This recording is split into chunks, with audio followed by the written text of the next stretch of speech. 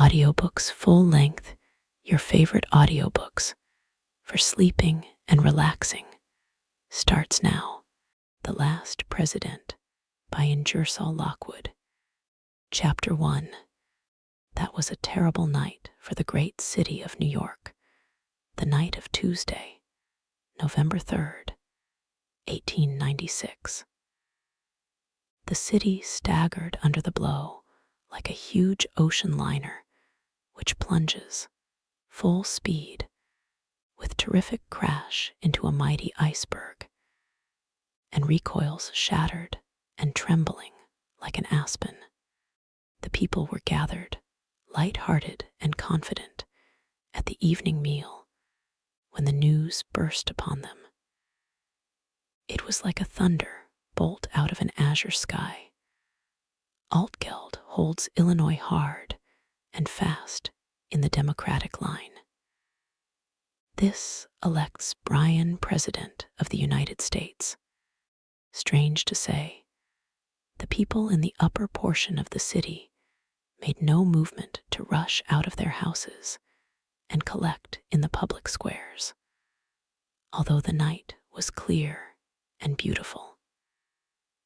They sat as if paralyzed with a nameless dread, and when they conversed, it was with bated breath and throbbing hearts. In less than half an hour, mounted policemen dashed through the streets calling out, "Keep within your houses, close your doors, and barricade them." The entire East Side is in a state of uproar. Mobs of vast size are organizing under the lead of anarchists and socialists, and threaten to plunder and despoil the houses of the rich who have wronged and oppressed them for so many years. Keep within doors. Extinguish all lights. Happily, Governor Morton was in town, and although a deeper pallor overcame the ashen hue of age as he spoke, yet there was no tremor in his voice. Let the 7th, 22nd, and 71st Regiments be ordered under arms. In a few moments, hundreds of messengers could be heard racing through the silent streets, summoning the members of these regiments to their armories. Slowly, but with astonishing nerve and steadiness, the mobs pushed the police northward, and although the force stood the onslaught with magnificent courage, yet beaten back, the dark masses of infuriated beings surged up again with renewed fury and strength. Will the troops be in time to save the city? Was the whispered inquiry among the knots of police officials who were directing the movements of their men. About 9 o'clock, with deafening outcries, the mob, like a four-headed monster breathing fire, and flame raced, tore, burst, raged into Union Square. The police force was exhausted, but their front was still like a wall of stone, save that it was movable. The mob crowded it steadily to the north, while the air quivered and was rent with mad vociferations of the victors. Bryan is elected. Bryan is elected. Our day has come at last. Down with our oppressors. Death to the rich man. Death to the gold bugs. Death to the capitalists. Give us back the money you have ground out of us. Give us back the marrow of our bones, which you have used to grease the wheels of your chariots. The police force was now almost helpless. The men still used their sticks, but the blows were ineffectual, and only served to increase the rage of the vast hordes, now advancing upon Madison Square. The Fifth Avenue Hotel will be the first to feel the fury of the mob. Would the troops be in time to save it? A half cheer, a half cry of joy goes up. It is inarticulate. Men draw a long breath, women drop upon their knees and strain their eyes.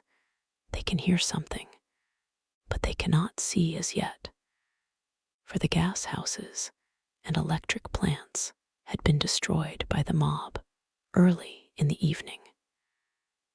They preferred to fight in the dark or by the flames of rich men's abodes. Again a cheer goes up, louder and clearer this time, followed by cries of "They're coming, they're coming." Yes, they were coming. The 22nd down Broadway, the 7th down Madison Avenue, both on the double quick. In a moment or so, there were a few bugle calls, and a few spoken commands rang out clear and sharp. And then the two regiments stretched across the entire square, literally from wall to wall, in line of battle. The mob was upon them. With this slender line of troops, could it hold such a mighty mass of men in check? The answer was a deafening discharge of firearms, a terrific crack, such as some thunderbolts make when they explode. A wall of fire blazed across the square. Again and again it blazed forth. The mob halted, stood fast, wavered, fell back, advanced again. At that moment, there came a rattle as of huge knives in the distance. It was the gallant 71st charging up 23rd Street and taking the mob on the flank. They came on like a wall of iron, bristling with blades of steel. There were no outcries, no cheers from the regiment. It dealt out death in silence, save when two bayonets crossed and clashed in bearing down some doubly vigorous foe. As the bells rang out midnight, the last remnants of the mob were driven to cover, but the wheels of the dead wagons rattled till daybreak, and then the aged governor, in response to the mayor's "Thank God, we've saved the city," made answer, "Aye, but the Republic." Chapter 2. Great as has been the world's wonder at the uprising of Mr. Bryan's struggling masses in the city by the sea, and the narrow escape of its magnificent homes from fire and brand, yet greater still was the wonderment when the news was flashed across the land that Chicago did not stand in need of a single federal soldier. Chicago is mad, but it is the madness of joy. Chicago is in the hands of a mob, but it is a mob made up of her own people, noisy, rude, and boisterous, the natural exultation of a suddenly enfranchised class, but bent on no other mischief than glorying over the villainous and self-seeking souls who have ground the faces of the poor and turned the pitiless screw of social and political power into the hearts of the common people, until its last thread had been reached, and despair pressed its lupin visage hard against the door of the laboring man. And yet, at this moment, when the night air quivered with the mad vociferations of the common people, that the Lord had been good to them, that the wicked money changers had been driven from the temple, that the stony-hearted usurers were beaten at last, that the people's William was at the helm now, that peace and plenty would in a few moons come back to the poor man's cottage, that silver was king, aye, king at last. The world still went wondering why red-eyed Anarchy, as she stood in Haymarket Square, with thin arms aloft, with wild mien and wilder gesticulation, drew no bomb of dynamite from her bosom, to hurl at the hated minions of the law, who were silent spectators of this delirium of popular joy. Why was it thus?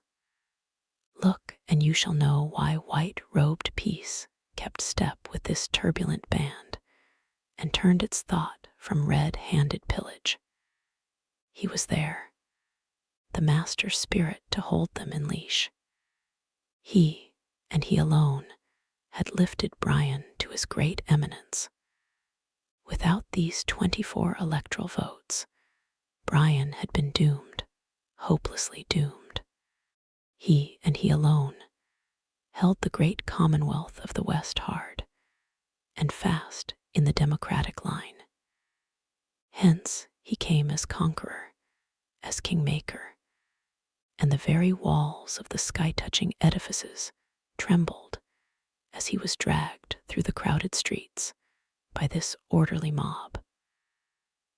And 10 times 10,000 of his creatures bellowed his name and shook their hats aloft in mad exultation. Our Savior, you've cleaned the temple of liberty of its foul horde of usurers. We salute you. We call you Kingmaker. Brian shall call you Master too. You shall have your reward. You shall stand behind the throne. Your wisdom shall make us whole. You shall purge the land of this unlawful crowd of moneylenders. You shall save the Republic. You are greater than Washington. You're a better friend of ours than Lincoln. You'll do more for us than Grant. We're your slaves. We salute you. We thank you. We bless you. Hurrah, hurrah, hurrah. But yet this vast throng of tamed monsters, this mighty mob of momentarily good-natured haters of established order, broke away from the master's control for a few brief moments and dipped their hands in the enemy's blood. The deed was swift as it was terrible. There were but 4 of them, unarmed, on pleasure bent. At sight of these men, 1,000 throats belched out a deep and awful growl of hatred. They were brave men, and backed against the wall to die like brave men, stricken down, beaten, torn, trampled, dragged. It was quick work. They had faced howling savages in the far west, painted monsters in human form. But never had they heard such yells leave the throats of men. And so they died, 4 brave men, clad in the blue livery of the Republic, whose only crime was that some months back, against the solemn protest of the master, their comrades had set foot on the soil of the Commonwealth and saved the metropolis of the West from the hands of this same mob. And so Chicago celebrated the election of the new president, who was to free the land from the grasp of the moneylenders and undo the bad business of years of unholy union between barterers and sellers of human toil and the lawmakers of the land throughout the length and breadth of the South. And beyond the great divide, the news struck hamlet and village like the glad tidings of a new evangel, almost as potent for human happiness as the heavenly message of 2,000 years ago. Bells rang out in joyful acclaim, and the very stars trembled at the telling, and the telling over and over of what had been done for the poor man by his brethren of the North. And around the blazing pine knots of the southern cabin, and in front of the mining camp fires of the far west, the cry went up, "Silver is king! Silver is king!" Black palms and white were clasped in the strange love feast, and the dark-skinned grand child no longer felt the sting of the lash on his sire's shoulder. All was peace and goodwill, for the people were at last victorious over their enemies, who had taxed and tithed them into a very living death. Now the laborer would not only be worthy of his hire, but it would be paid to him in a people's dollar, for the people's good. And now the rich man's coffers would be made to yield up their ill-gotten gain, and the sun would look upon this broad and fair land and find no man without a market for the product of his labors. Henceforth, the rich man should, as was right and proper, pay a royal sum for the privilege of his happiness, and take the nation's taxes on his broad shoulders where they belong. Chapter 3. The pens of many writers would not suffice to describe with anything like historical fullness and precision the wild scenes of excitement which, on the morning after Election Day, burst forth on the floors of the various exchanges throughout the Union. The larger and more important the money center, the deeper, blacker, and heavier the despair which sank upon them after the violent ebullitions of protest, defiance, and execration had subsided.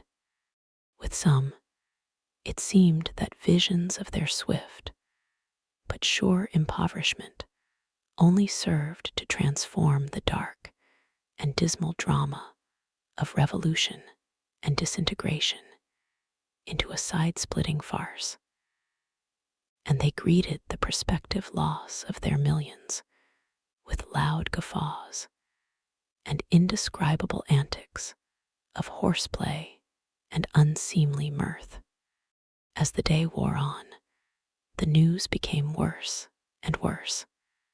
It was only too apparent that the House of Representatives of the 55th Congress would be controlled by the combined vote of the populists and free silver men, while the wild joy with which the entire South welcomed the election of Bryan and Sewall left little doubt in the minds of the Northern people that the Southern senators would, to man, range themselves on the administration side of the great conflict into which the Republic was soon to be precipitated. Add to these the 20 senators of the free silver states of the North, and the new president would have the Congress of the Republic at his back. There would be nothing to stand between him and the realization of those schemes which an exuberant fancy, untamed by the hand of experience, and scornful of the leading strings of wisdom, can conjure up. 999. We say nothing.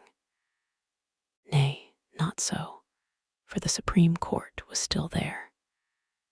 And yet Justice Field had come fully up to the 80th milestone in the journey of life, and Justice Gray was nearly 70, while one or two other members of this high court of judicature held to their lives with feeble grasp. Even in due and orderly course of events, why might there not come vacancies? And then, in spite of the nameless dread that rested upon so many of our people, and chilled the very blood of the country's industries, the new year 97 came hopefully, serenely, almost defiantly in. There was an indescribable something in the air, a spirit of political devil-me-care, a feeling that the old order had passed away, and that the Republic had entered into the womb of time and been born again. This sentiment began to give outward and visible signs of its existence and growth in the remote agricultural districts of the South and Far West.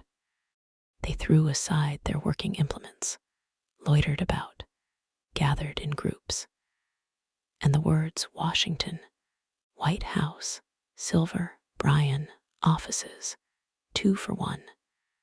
The South's day. Reign of the common people, taxes, incomes, year of jubilee, free coinage, Wall Street, Altgeld, Tillman, Peffer, Coxey, were whispered in a mysterious way with head noddings and pursing up of mouths. As January wore away and February, slipping by, brought Bryan's inauguration nearer and nearer. The groups melted into groups, and it was only too apparent that from a dozen different points in the South and Northwest, Coxey armies were forming for an advance on Washington. In some instances, they were well clad and well provisioned. In others, they were little better than great bands of hungry and restless men, demoralized by idleness and wrought up to a strange degree of mental excitement by the extravagant harangues of their leaders, who were animated with but one thought, namely, to make use of these vast crowds of silver pilgrims, as they called themselves, to back up their claims for public office. These crowds of deluded people were well named silver pilgrims, for hundreds of them carried in hempen bags pieces of silverware, in 99 cases of 100 plated stuff of little value, which unscrupulous dealers and peddlers had palmed off upon them as sterling, with the promises that once in Washington, the United States Mint would coin their metal into Bryan dollars, giving 2-for-1 in payment for it. While these motley armies marched upon the capital of the Republic, the railway trains night and day brought vast crowds of new men, politicians of low degree, men out of employment, drunken and disgruntled mechanics, farmers' sons, to seek their fortunes under the reign of the people, healers and hangers-on of ward bosses, old men who had not tasted office for 30 years and more, all inspired by Mr. Bryan's declaration that the American people are not in favor of life tenure in the civil service, that a permanent office-holding class is not in harmony with our institutions, that a fixed term in appointive offices would open the public service to a larger number of citizens without impairing its efficiency, all bearing new besoms in their hands or across their shoulders, each and every one of them supremely confident that in the distribution of the spoils, something would surely fall to his share, since they were the common people who were so dear to Mr. Bryan, and who had made him president in the very face of the prodigious opposition of the rich men, whose coffers had been thrown wide open, all to no purpose, and in spite, too, of the satanic and truly devilish power of that hell upon earth known as Wall Street, which had sweated gold in vain in its desperate efforts to fasten the chains of trusts and the claws of soulless monsters known as corporations upon these very common people, soon to march in triumph before the silver chariot of the young conqueror from the West. Chapter 4. There had been a strange prophecy put forth by someone, and it had made its way into the daily journals and had been laughingly or seriously commented upon according to the political tone of the paper or the passing humor of the writer, that the 4th of March, 1897, would never dawn upon the American people. There was something very curious and uncanny about the prediction, and what actually happened was not qualified to loosen the fearful tension of public anxiety. For the day, literally and truly, never dawned upon the city of Washington, and well deserves its historical name, the Dawnless Day. At 6 o'clock, the hour of daybreak, such an impenetrable pall of clouds overhung the city that there came no signs of day. The gathering crowds could plainly hear the plaintive cries and lamentations put up in the Negro quarters of the city. Not until nearly 9 o'clock did the light cease to shine in darkness, and the darkness begin to comprehend it. But although it was a cheerless gray day, even at high noon, its heaviness set no weight upon the spirits of the jubilant tens of thousands, which completely filled the city and its public parks, and ran over into camps and hastily improvised shelters outside the city limits. Not until the day previous had the president announced the names of those selected for his cabinet. The South and Far West were fairly beside themselves with joy, for there had been from their standpoint ugly rumors abroad for several days. It had even been hinted that Bryan had surrendered to the money changers, and that the selection of his constitutional advisers would prove him recreant to the glorious cause of popular government, and that the reign of the common people would remain but a dream of the struggling masses. But these apprehensions were short-lived. The young president stood firm and fast on the platform of the parties, which had raised him to his proud eminence. And what better proof of his thorough belief in himself and in his mission could he have given than the following?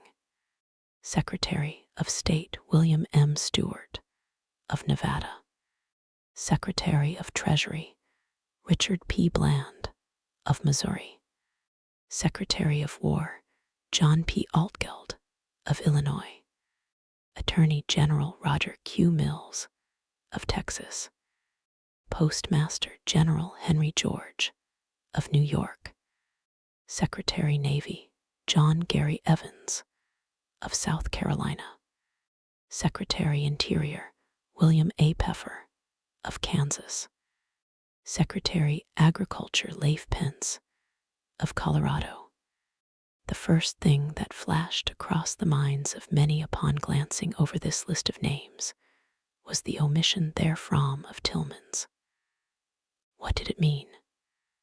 Could the young president have quarreled with his best friend, his most powerful coadjutor? But the wiser ones only shook their heads and made answer that it was Tillman's hand that filled the blank for Secretary of the Navy, left there by the new ruler after the people's own heart. Evans was but a creation of this great commoner of the South, an image graven with his hands. The inaugural address was not a disappointment to those who had come to hear it. It was like the man who delivered it, bold, outspoken, unmistakable in its terms, promising much, impatient of precedent, reckless of result. A double confirmation that this was to be the reign of the common people, that much should be unmade and much made over. And no matter how the rich man might cry out in anger or amazement, the nation must march on to the fulfillment of a higher and nobler mission than the impoverishment and degradation of the millions for the enrichment and elevation of the few. Scarcely had the young president, his large eyes filled with a strange light, and his smooth, hairless visage radiant as a cloudless sky, his wife's arm twined around his, and their hands linked in those of their children, passed within the lofty portal of the White House.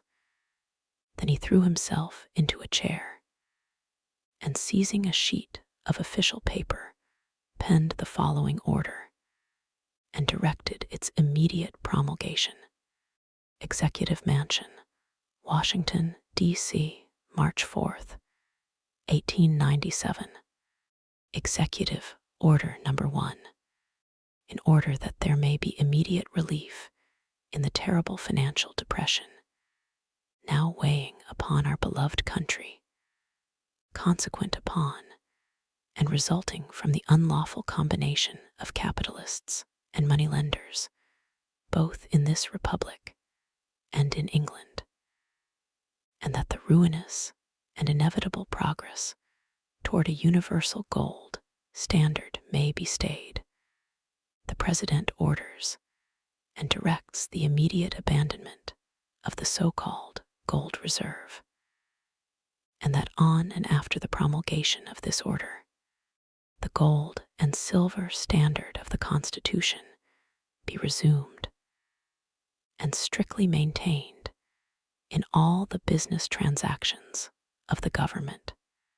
It was 2:00 in the afternoon when news of this now world-famous executive order was flashed into the great banking centers of the country. Its effect in Wall Street beggars description. On the floor of the stock exchange, men yelled and shrieked like painted savages, and in their mad struggles tore and trampled each other. Many dropped in fainting fits or fell exhausted from their wild and senseless efforts to say what none would listen to. Ashen pallor crept over the faces of some, while the blood threatened to burst the swollen arteries that spread in purple network over the brows of others. When silence came at last, it was a silence broken by sobs and groans. Some wept, while others stood dumb-stricken, as if it was all a bad dream, and they were awaiting the return of their poor distraught senses to set them right again. Ambulances were hastily summoned, and fainting and exhausted forms were borne through hushed and whispering masses wedged into Wall Street, to be whirled away uptown to their residences, there to come into full possession of their senses, only to cry out in their anguish that ruin, black ruin, stared them in the face if this news from Washington should prove true. Chapter 5.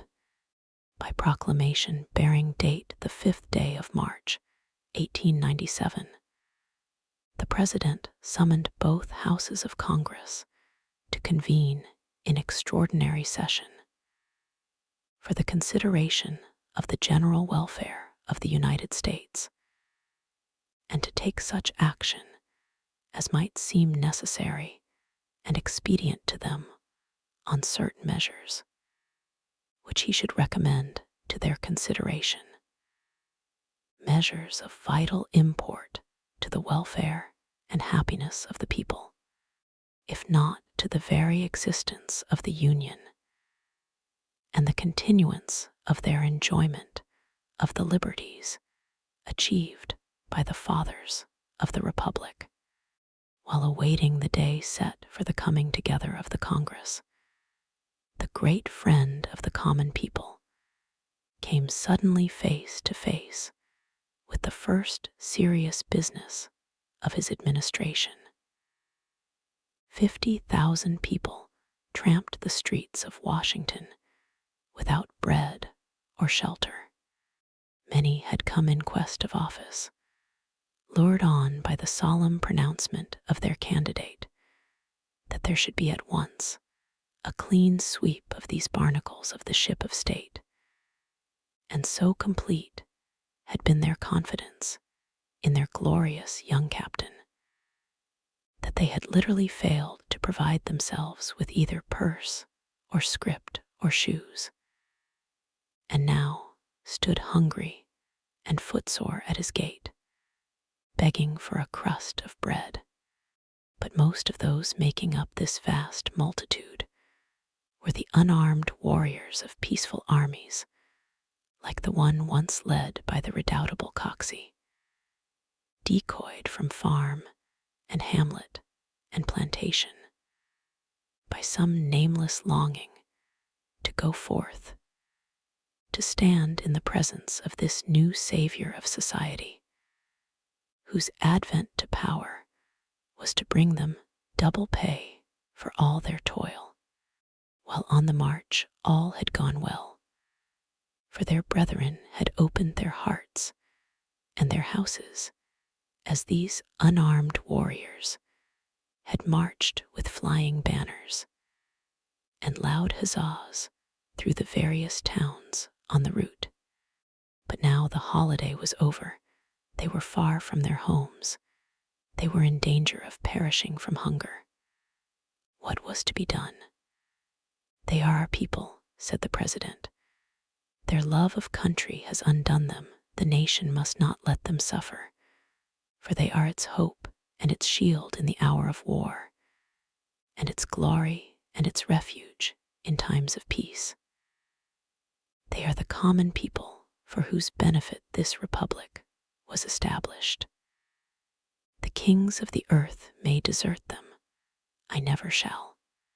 The Secretary of War was directed to establish camps in the parks and suburbs of the city, and to issue rations and blankets to these luckless wanderers until the government could provide for their transportation back to their homes.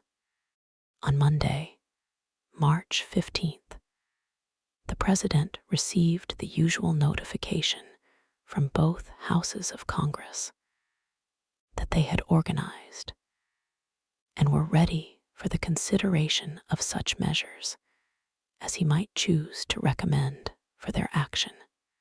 The first act to pass both houses and receive the signature of the president was an act repealing the Act of 1873 and opening the mints of the United States to the free coinage of silver at the ratio of 16:1 with gold, and establishing branch mints in the cities of Denver, Omaha, Chicago, Kansas City, Spokane, Los Angeles, Charleston, and Mobile.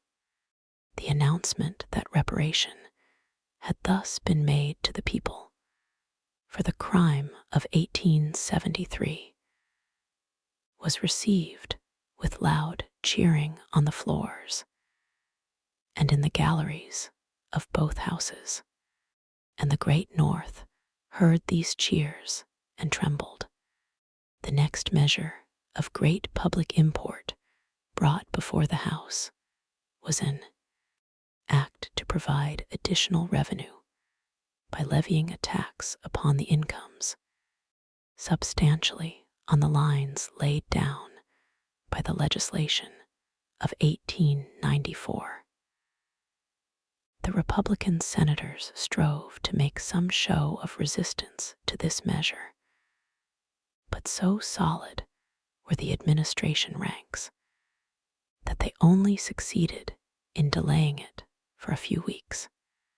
This first skirmish with the enemy, however, brought the president and his followers to a realizing sense that not only must the Senate be shorn of its power to block the new movement of regeneration and reform by the adoption of rules cutting off prolonged debate, but that the new dispensation must at once proceed to increase its senatorial representation.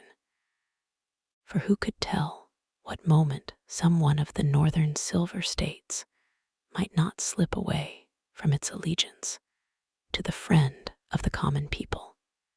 The introduction of a bill repealing the various civil service acts passed for the alleged purpose of regulating and improving the civil service of the United States, and of another repealing the various acts establishing national banks and substituting United States notes for all national bank notes based upon interest-bearing bonds, opened the eyes of the Republican opposition to the fact that the president and his party were possessed of the courage of their convictions and were determined, come good report or evil report, to wipe all conflicting legislation from the statute books.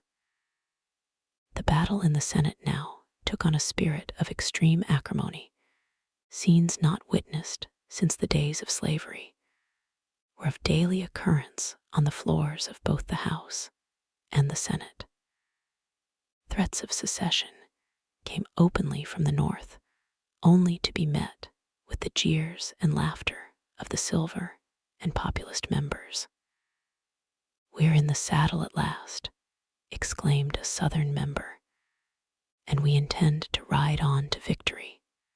The introduction of bills for the admission of New Mexico and Arizona, and for the division of Texas into two states to be called East Texas and West Texas.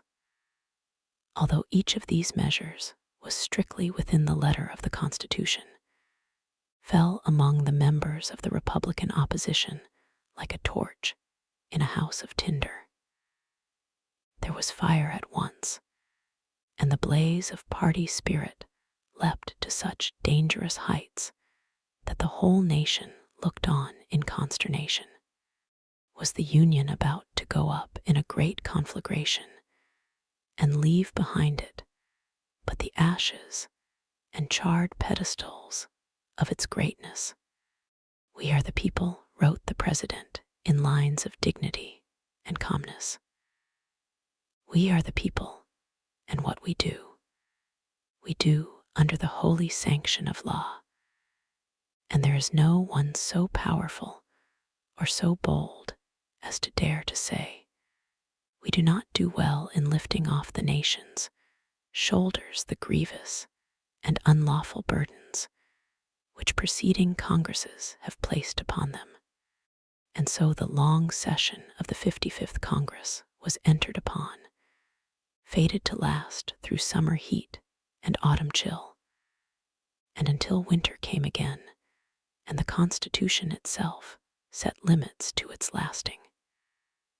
And when that day came, and its speaker, amid a wild tumult of cheers, arose to declare it ended not by their will, but by the law of the land, he said, "The glorious revolution is in its brightest bud.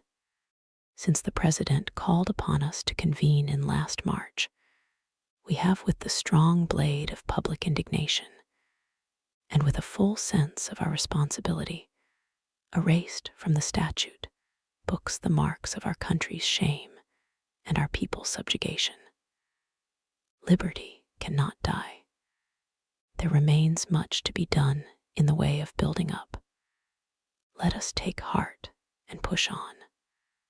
On Monday, the regular session of this Congress will begin. We must greet our loved ones from the distance. We have no time to go home and embrace them." Chapter 6.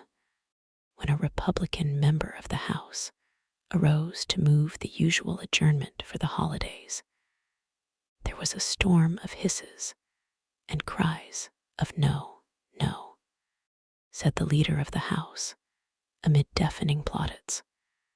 "We are the servants of the people. Our work is not yet complete. There must be no play for us while coal barons stand with their feet on the ashes of the poor man's hearthstone, and weeds and thorns cumber the fields of the farmer for lack of money to buy seed and implements. There must be no play for us while railway magnates press from the pockets of the laboring man 6 and 8%. return on thrice-watered stocks, and rapacious landlords, enriched by inheritance, grind the faces of the poor.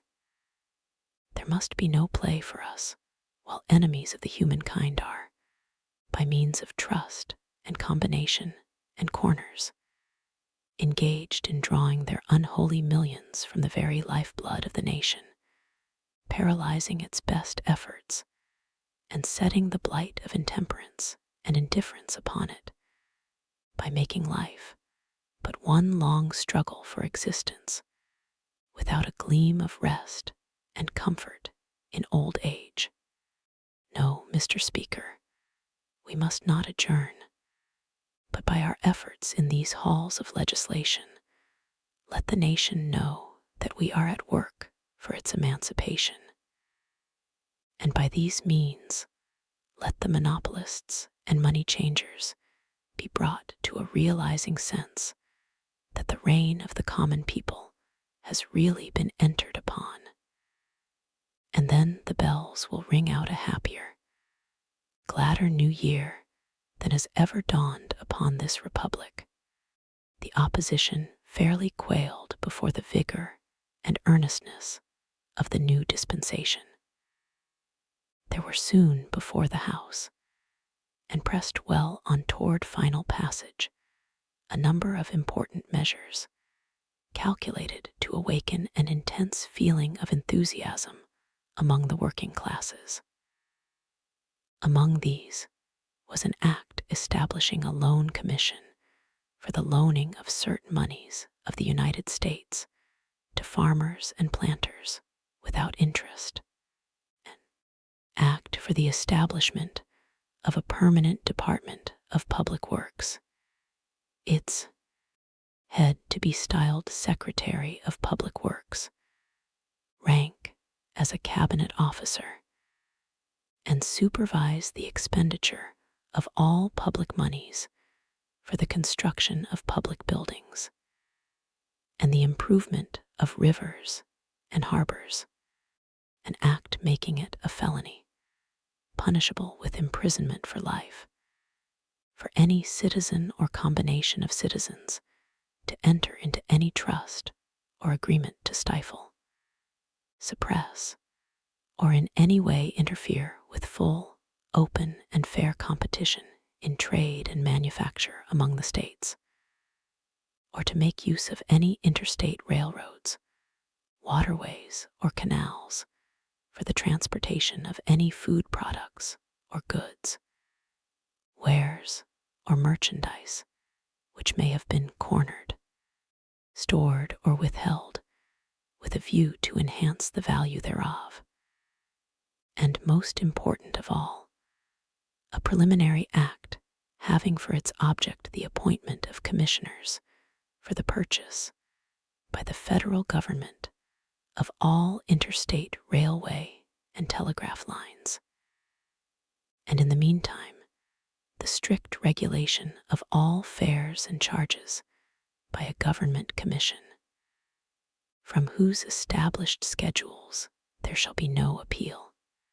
On Washington's birthday, the President issued an address of congratulation to the people of the United States, from which the following is extracted. The malicious prognostications of our political opponents have proven themselves to be but empty sound and fury.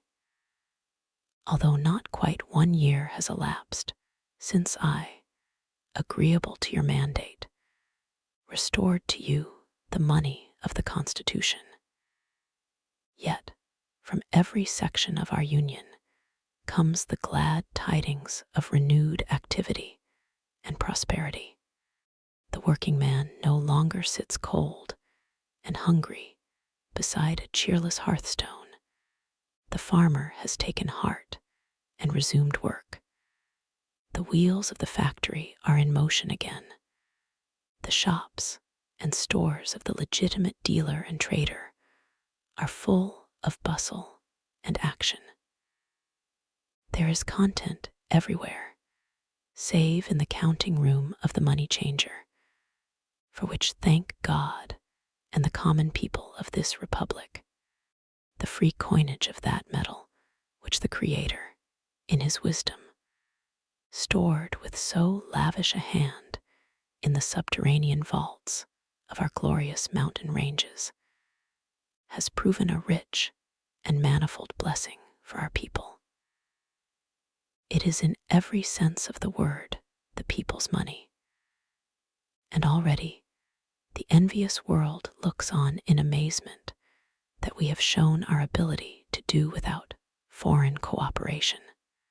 The Congress of our Republic has been in almost continuous session since I took my oath of office, and the administration members deserve your deepest and most heartfelt gratitude. They are rearing for themselves a monument more lasting than chiseled bronze or polished monolith. They knew no rest.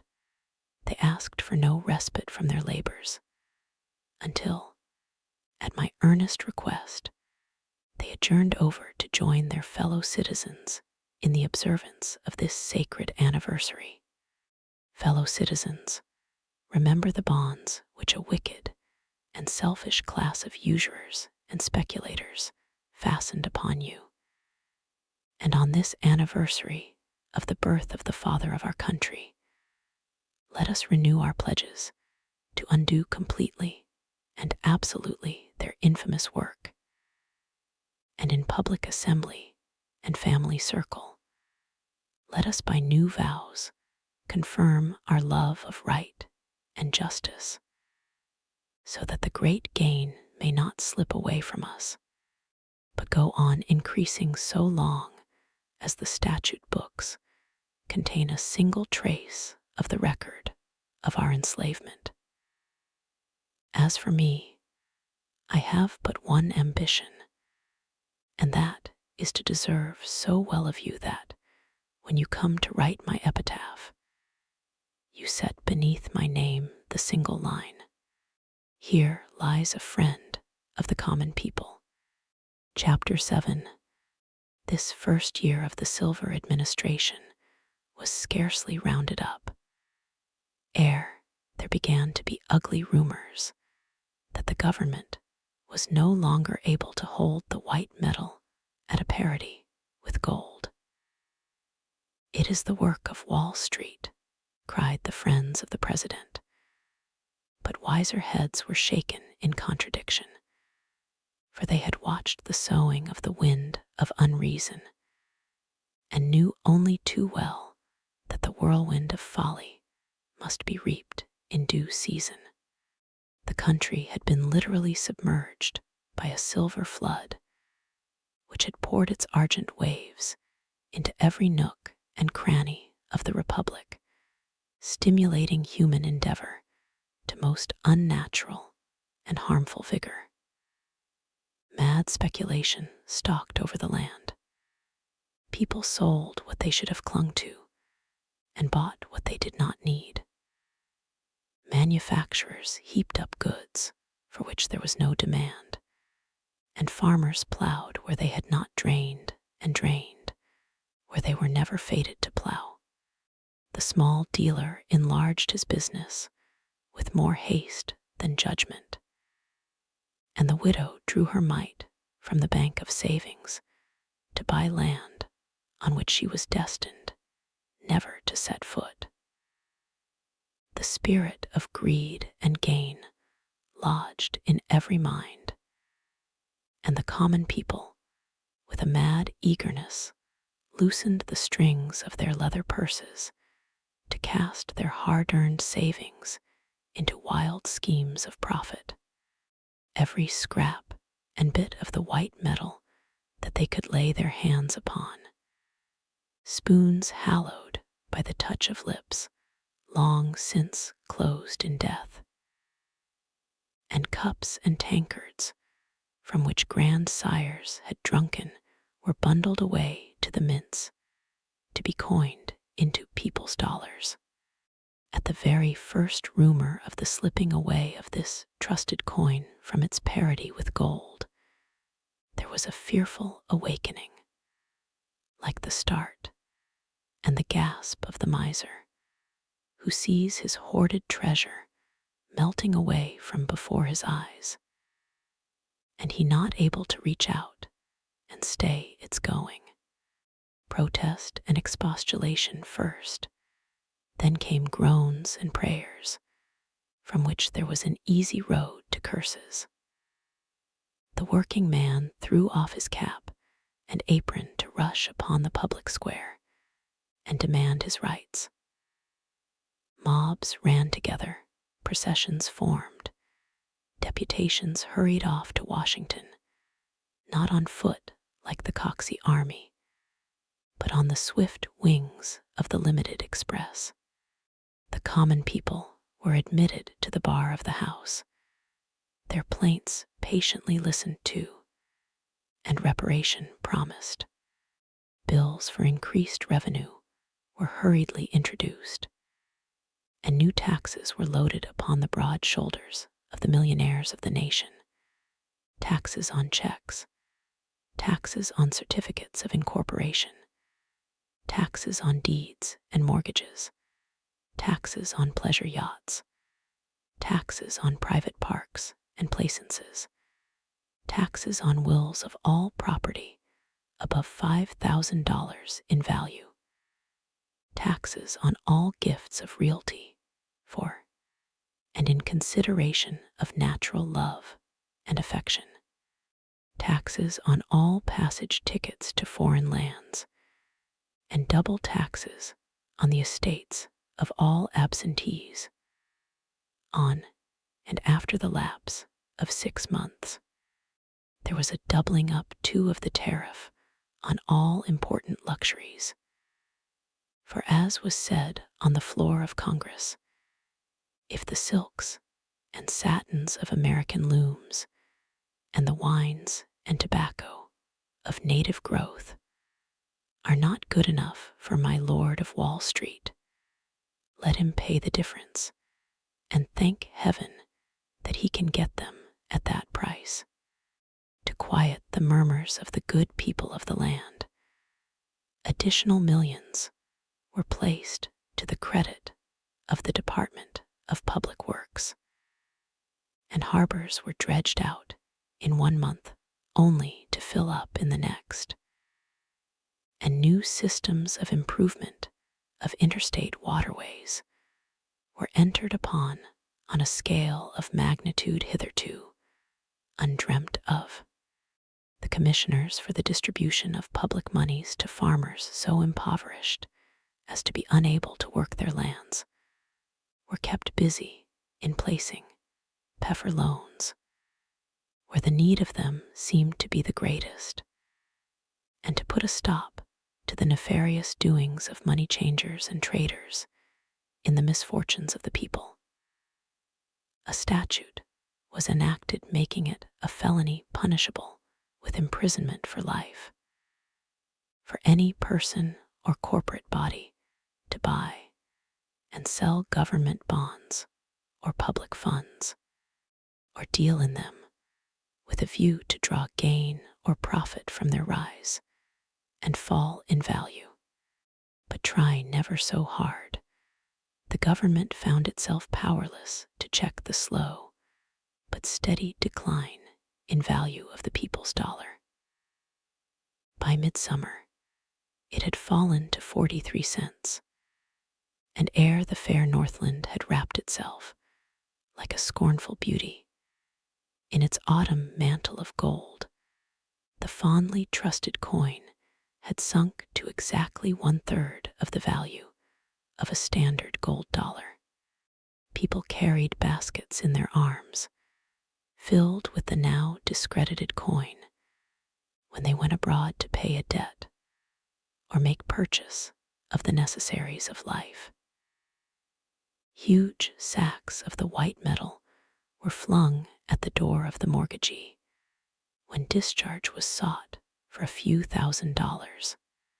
Men servants accompanied their mistresses upon shopping tour to carry the necessary funds, and leather pockets took the place of the old-time muslin ones in male habiliments. Least the weight of the 15 coins required to make up a $5 gold piece should tear the thin stuff and spill $1 at every step. All day long in the large cities, huge trucks loaded with sacks of the coin rolled and rumbled over the pavement in the adjustment of the business balances of the day. The tradesman who called for his bill was met at the door with a coal scuttle or a nail keg filled with the needful amount. And on payday, the working man took his eldest boy with him to tote the stuff home, while he carried the usual bundle of firewood. And strange to say, this dollar, once so beloved by the common people, parted with its very nature of riches and lay in heaps unnoticed and unheeded on shelf or table, until occasion arose to pay it out, which was done with a careless and contemptuous toss, as if it were the iron money of the ancient Spartans. And Holy Writ, for once at least, was disproven and discredited, for the thief showed not the slightest inclination to break in and steal where these treasures had been laid up on earth, although the discs of white metal might lie in full view on the table, like so many pewter platters or pieces of tinware. Men let debts run rather than call for them, and barter and exchange came into vogue again. The good housewife calling on her neighbor for a loan of flour or meal, promising to return the same in sugar or dried fruit whenever the need might arise. And still, the once magic discs of silver slipped slowly and silently downward, and ever downward in value and good name, until it almost seemed as if the people hated the very name of silver. Chapter 8. The fateful year of '99, upon its coming in, found the Republic of Washington in dire and dangerous straits. The commercial and industrial boom had spent its force, and now the frightful evils of a debased currency, coupled with demoralizing effects of rampant paternalism, were gradually strangling the land to death. Capital, ever timid and distrustful in such times, hid itself in safe deposit vaults or fled to Europe.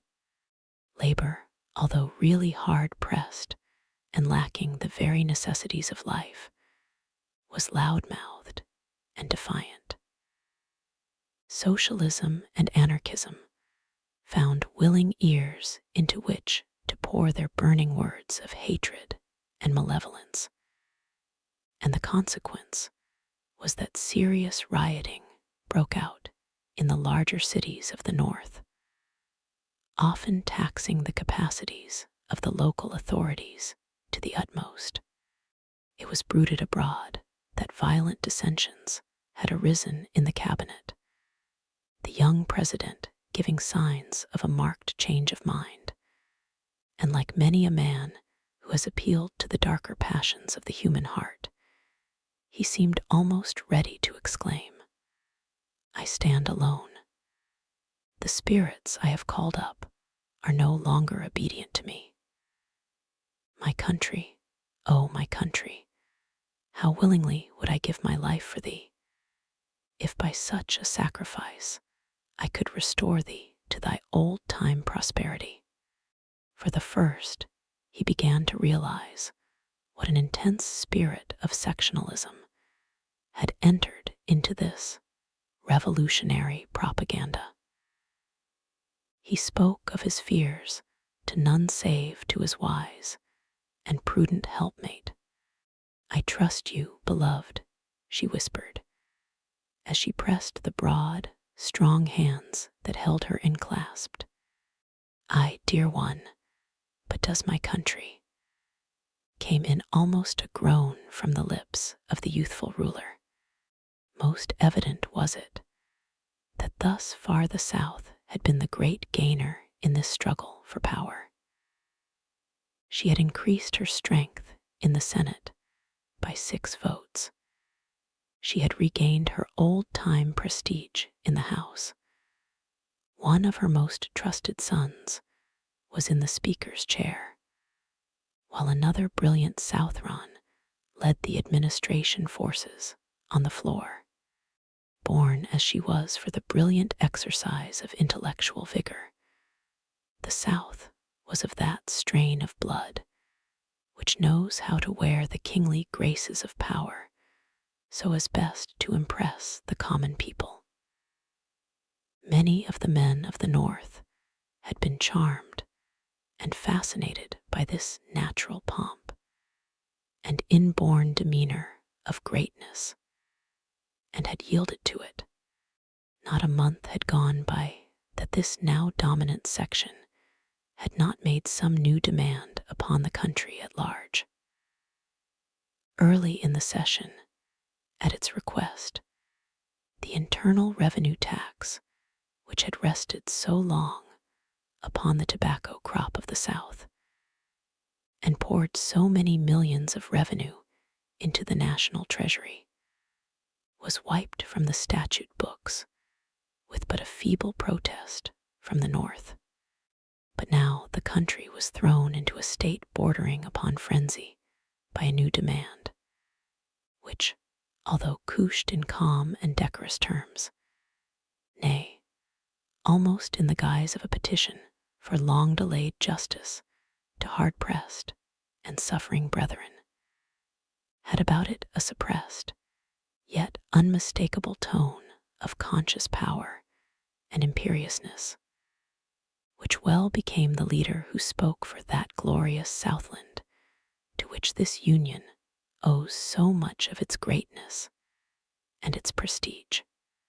Said he, "Mr. Speaker, for nearly 30 years our people, although left impoverished by the conflict of the states, have given of their substance to salve the wounds and make green the old age of the men who conquered us. We have paid this heavy tax, this fearful blood money unmurmuringly. You have forgiven us for our bold strike for liberty that God willed should not succeed. You have given us back our rights, opened the doors of these sacred halls to us, called us your brothers. But unlike noble Germany, who was content to exact a lump sum from La Belle France, and then bid her go in peace and freedom from all further exactions, you have for nearly 30 years laid this humiliating war tax upon us, and thus forced us year in and year out to kiss the very hand that smote us. Are we human that we now cry out against it? Are we men that we feel no tingle in our veins after these long years of punishment for no greater crime than that we loved liberty better than the bonds of a confederation laid upon us by our fathers?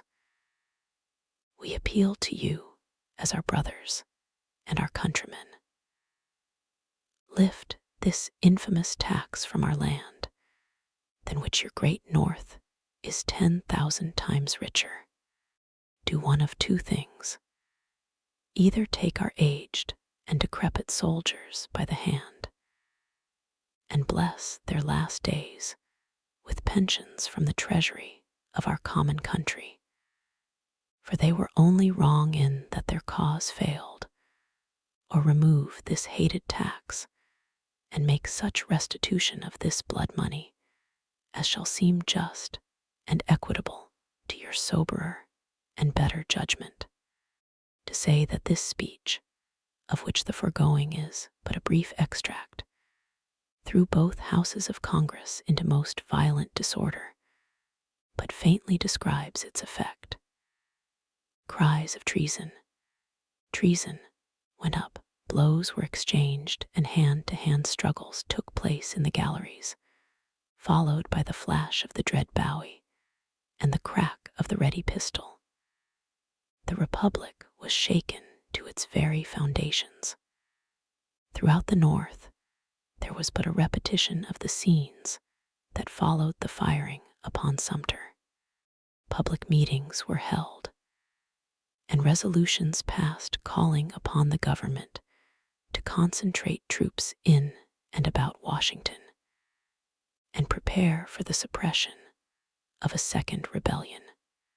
But gradually, this outbreak of popular indignation lost some of its strength and virulence, for it was easy to comprehend that nothing would be gained at this stage of the matter by meeting a violent and unlawful demand with violence and unwise counsels.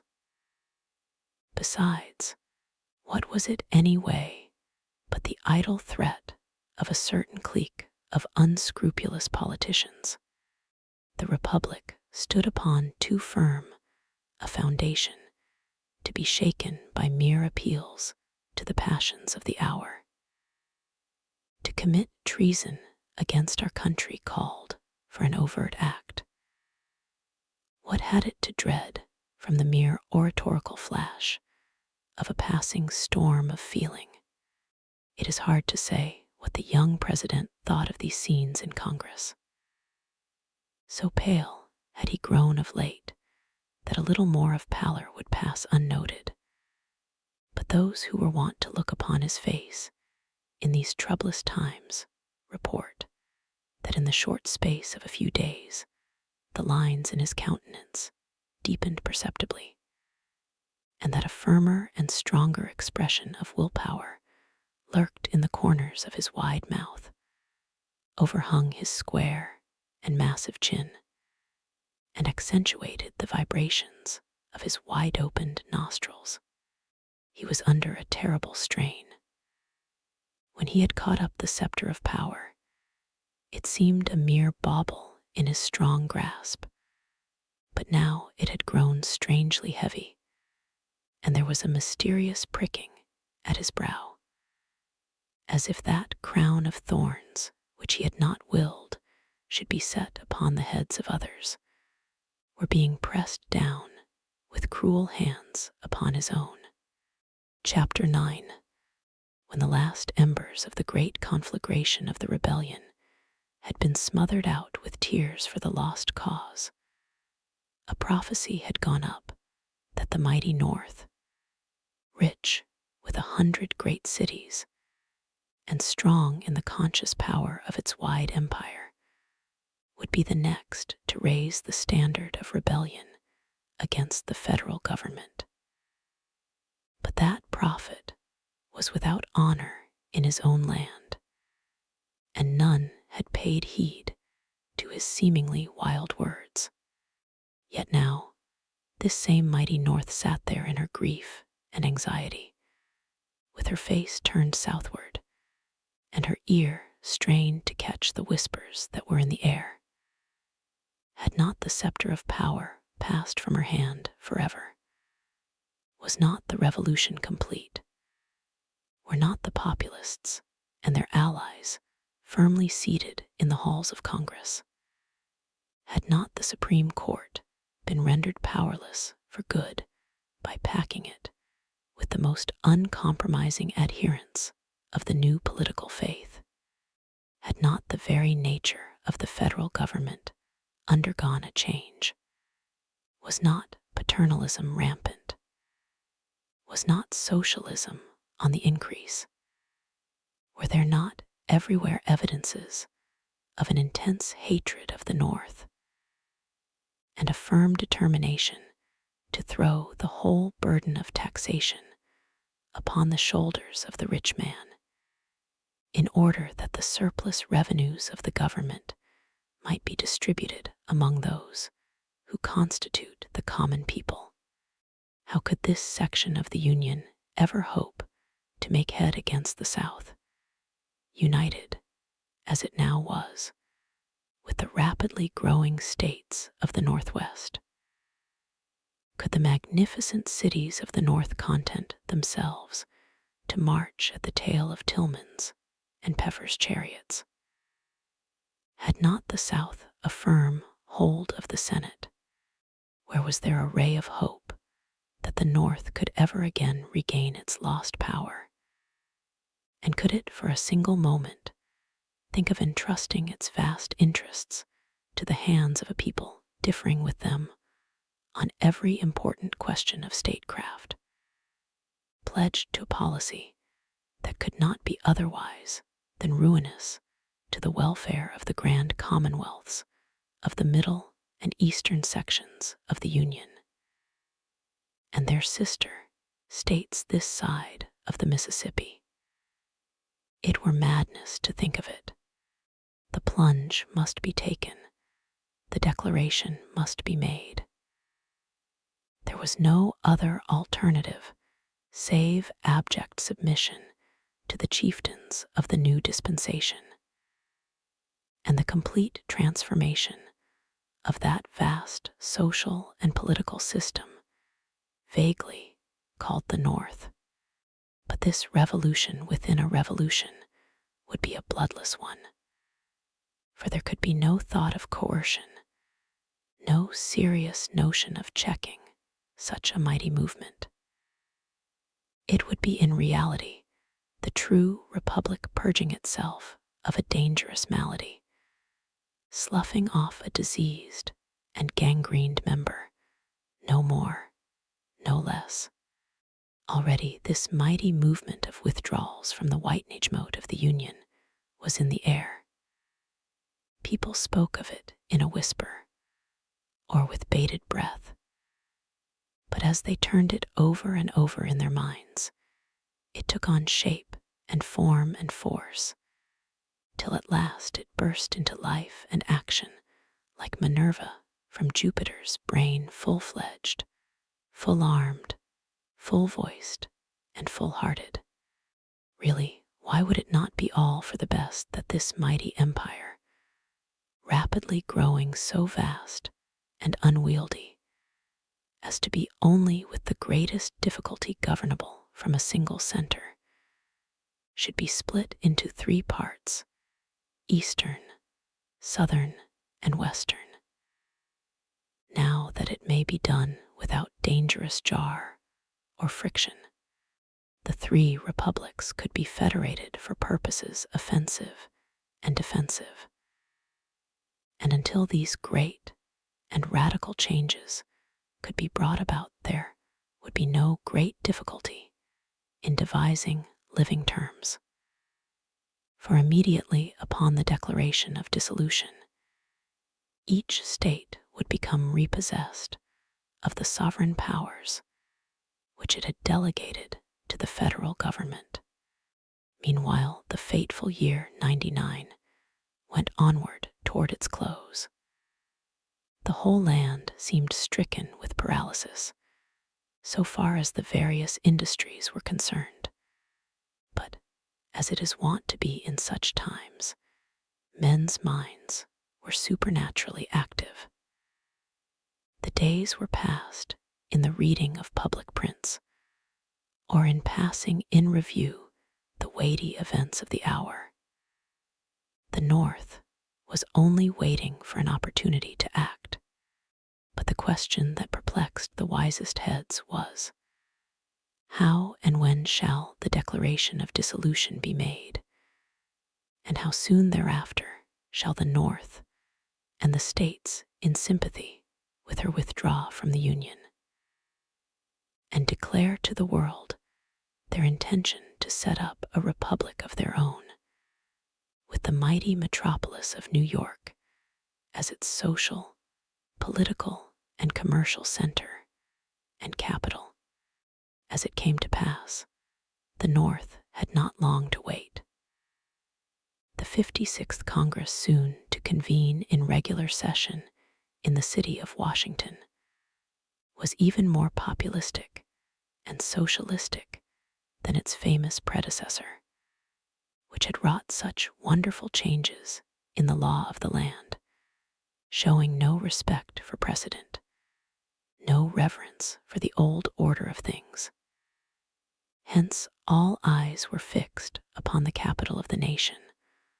All roads were untrodden, save those which led to Washington. Chapter 10. Again, Congress had refused to adjourn over for the holidays.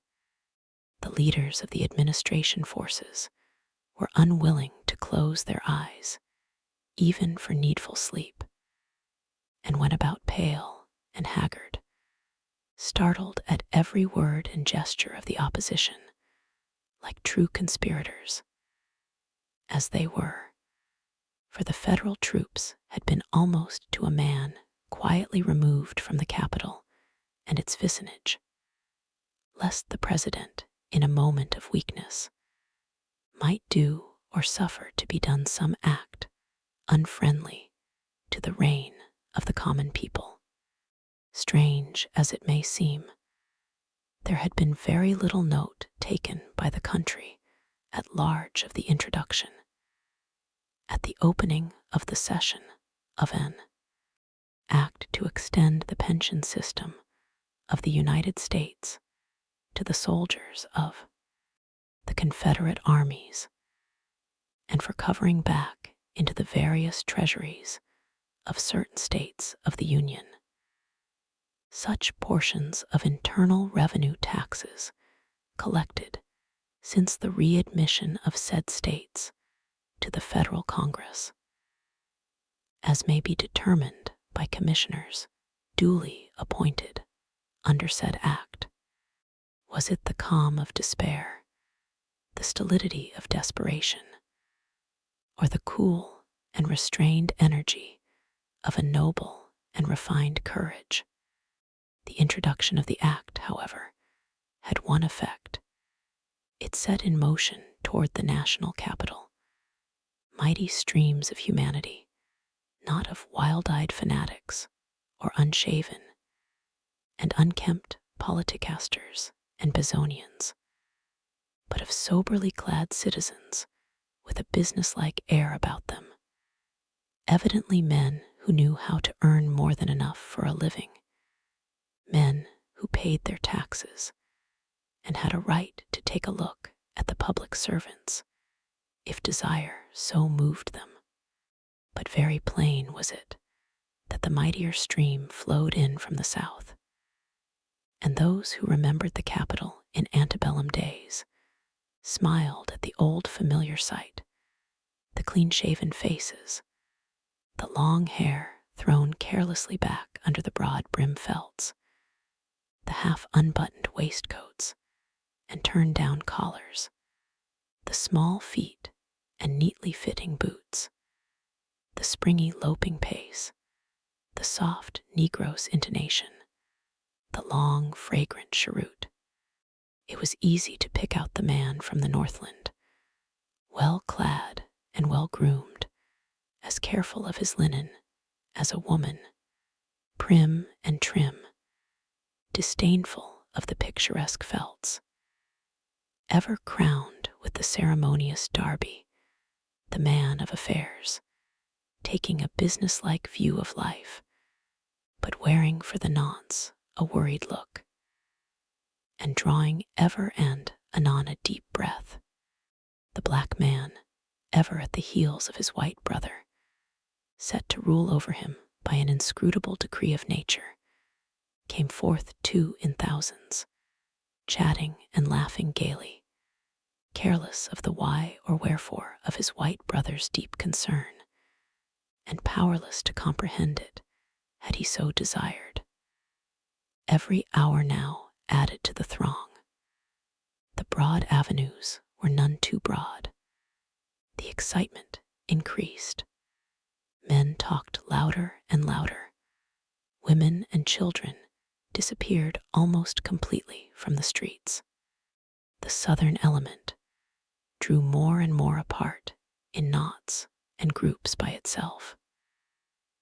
Men threw themselves upon their beds to catch a few hours' sleep, but without undressing, as if they were expecting the happening of some portentous event at any moment, the event of their lives, and dreaded the thought of being a moment late. If all went well, the bill would come up for final passage on Saturday, the 30th day of the month. But so fierce was the battle raged against it, and so frequent the interruptions by the contumacy, both of members and of the various cliques crowding the galleries to suffocation, that little or no progress could be made. The leaders of the administration forces saw midnight drawing near, with no prospect of attaining their object before the coming in of Sunday, on which the House had never been known to sit. An adjournment over to Monday of the new year might be fatal, for who could tell what unforeseen force might not break up their solid ranks and throw them into confusion. They must rise equal to the occasion.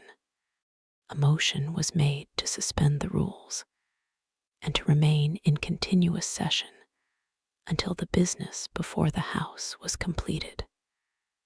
Cries of unprecedented, revolutionary, monstrous came from the opposition, but all to no purpose. The House settled down to its work with such a grim determination to conquer that the Republican minority fairly quailed before it. Food and drink were brought to the members in their seats. They ate, drank, and slept at their posts, like soldiers determined not to be ambushed or stampeded.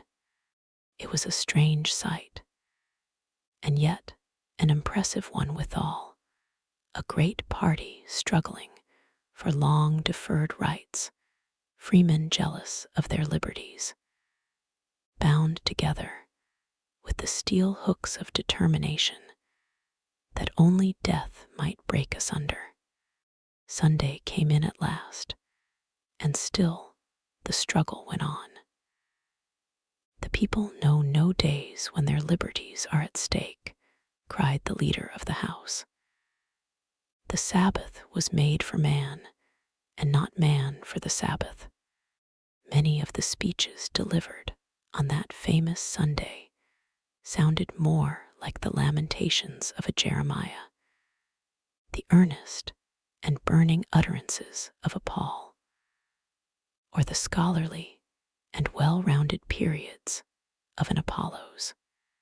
The weary hours were lightened by the singing of hymns by the Southern members, most of them good Methodists, in which their friends and sympathizers in the galleries joined full-throated and fuller-hearted, while at times clear, resonant, and in perfect unison, the voices of the staunch men of the North broke in and drowned out the religious song with the majestic and soul-stirring measures of John Brown's body. The glory, glory, hallelujah, of which seemed to hush the tumult of the chamber like a weird chant of some invisible chorus breaking in upon the fierce rioting of a Belshazzar's feast. Somewhat after 11 o'clock, an ominous silence sank upon the opposing camps. The Republican leaders could be seen conferring together nervously. It was a sacred hour of night, thrice sacred for the great Republic. Not only a new year, but a new century was about to break upon the world. A strange hush crept over the turbulent House and its still more turbulent galleries. The Republican leader rose to his feet. His voice sounded cold and hollow. Strong men shivered as they listened. Mr. Speaker, we have done our duty to our country. We have nothing more to say, no more blows to strike. We cannot stand here within the sacred precincts of this chamber and see our rights as freemen trampled beneath the feet of the majority. We have striven to prevent the downfall of the Republic, like men sworn to battle against wrong and tyranny. But there comes a time when blank despair seizes upon the hearts of those who struggle against overwhelming odds. That hour has sounded for us. We believe our people, the great and generous people of the North, will cry unto us, "Well done, good and faithful servants." If we do wrong, let them condemn us. We, every man of us, Mr. Speaker, have but this moment sworn not to stand within this chamber and witness the passage of this act. Therefore we go. Not so, my countrymen, cried a clear, metallic, far-reaching voice that sounded through the chamber with an almost supernatural ring in it. In an instant, every head was turned, and 1,000 voices burst out with suppressed force. The President, the President. In truth, it was he, standing at the bar of the house, wearing the visage of death rather than of life. The next instant, the house and galleries burst into a deafening clamor, which rolled up and back in mighty waves that shook the very walls. There was no stilling it. Again and again it burst forth, the mingling of 10,000 words, howling, rumbling, and groaning like the warring elements of nature. Several times, the President stretched forth his great white hands appealing for silence, while the dew of mingled dread and anguish beaded on his brow and trickled down his cheeks in liquid supplication that his people might either slay him or listen to him. The tumult stilled its fury for a moment, and he could be heard saying brokenly, "My countrymen, oh, my countrymen." But the quick, sharp sound of the gavel cut him short. "The President must withdraw," said the Speaker, calmly and coldly.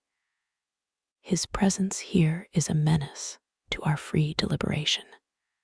Again the tumult set up its deafening roar, while a look of almost horror overspread the countenance of the Chief Magistrate. Once more his great white hands went heavenward, pleading for silence with such a mute majesty of supplication. That silence fell upon the immense assemblage, and his lips moved not in vain. "Gentlemen of the House of Representatives, I stand here upon my just and lawful right as President of the Republic to give you information of the state of the Union. I have summoned the Honorable the Senate to meet me in this chamber. I call upon you to calm your passions and give ear to me as your oath of office sets the sacred obligation upon you." There was a tone of godlike authority in these few words, almost divine enough to make the winds obey and still the tempestuous sea. In deepest silence, and with a certain show of rude and native grandeur of bearing, the senators made their entrance into the chamber, the members of the House rising, and the Speaker advancing to meet the Vice President. The spectacle was grand and moving. Tears gathered in eyes long unused to them, and at an almost imperceptible nod of the President's head, the chaplain raised his voice in prayer. He prayed in accents that were so gentle and so persuasive, they must have turned the hardest heart to blessed thoughts of peace and love and fraternity and union. And then again, all eyes were fixed with intensest strain upon the face of the President. "Gentlemen of the House of Representatives, this measure upon which you are now deliberating. With a sudden blow that startled every living soul within its hearing, the speaker's gavel fell. "The President," said he with a superb dignity that called down from the galleries a burst of deafening applause, "must not make reference to pending legislation. The Constitution guarantees him the right, from time to time, to give to the Congress information of the Union. He must keep himself strictly within the lines of this constitutional limit, or withdraw from the bar of the House." A deadly pallor overspread the face of the chief magistrate, till it seemed he must sink then. And there, into that sleep which knows no awakening. But he gasped. He leaned forward. He raised his hand again imploringly. And as he did so, the bells of the city began to toll the hour of midnight. The new year, the new century was born. But with the last stroke, a fearful and thunderous discharge, as of 1,000 monster pieces of artillery, shook the Capitol to its very foundations, making the stoutest hearts stand still, and blanching cheeks that had never known the coward color. The dome of the Capitol had been destroyed by dynamite. In a few moments, when it was seen that the chamber had suffered no harm, the leader of the House moved the final passage of the act. The President was led away, and the Republican senators and representatives passed slowly out of the disfigured Capitol, while the tellers prepared to take the vote of the House. The bells were ringing a glad welcome to the new century, but a solemn tolling would have been a fitter thing, for the Republic of Washington was no more. It had died so peacefully that the world could not believe the tidings of its passing away. As the dawn broke cold and gray, and its first dim light fell upon that shattered dome, glorious even in its ruins, a single human eye, filled with a gleam of devilish joy, looked up at it long and steadily, and then its owner was caught up and lost in the surging mass of humanity that held the Capitol girt round and round. Transcriber's notes: 1. Silently corrected typographical errors and variations in spelling. 2. Anachronistic, non-standard, and uncertain spellings retained as printed. End of Project Gutenberg's 1900, or The Last President, by Ingersoll Lockwood,